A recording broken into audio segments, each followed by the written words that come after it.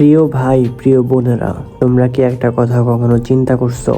একটা মেয়ে যখন বাসা থেকে পালিয়ে বের হয়ে আসে শুধুমাত্র ভালোবাসার টানে একটা ছেলের কাছে, সেই মেয়েটা কখনোই চিন্তা করে না যে তার মা তাকে 10 মাস 10 দিন গর্ভে ধারণ করে এত কষ্ট করে দুনিয়াতে আনছে। তার বাবা ঝড় তুফান নাই, রোদ বৃষ্টি নাই, কত কষ্ট করে মানুষ করছে, বড় করছে, স্নেহ মমতা ভালোবাসা দিয়ে আগলিয়ে রাখছে।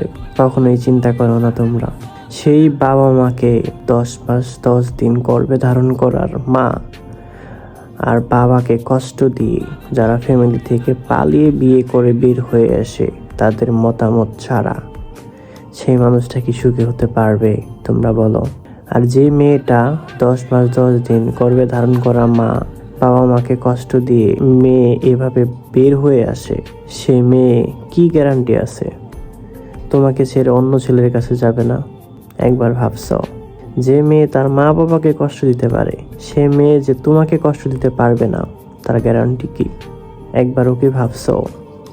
ভেবে নিও, ভাবাটা খুবই ইম্পর্টেন্ট। যে কোনো কাজ ভেবে চিন্তে করিও। কথায় আছে, ভাবিয়া করিও কাজ, করিয়া ভাবিও না। আপু, তোমাদের বলি, তোমরা হচ্ছে একটি ফুল। একটা ফুলকে তার পরিবার খুব যত্ন করে বড় করে, বুঝতে পারছো? আর বুঝাইতে চাই না, এতটুকুতেই বুঝলে বুঝতে পারবে অনেক কিছু। যাই হোক, সবাই ভালো থাকো, সুস্থ থাকো এবং বাবা মাকে সম্মান করিও, যত্ন করিও, আদরে রাখিও। বাবা মা হচ্ছে অতুলনীয়, যার নেই সে বুঝে।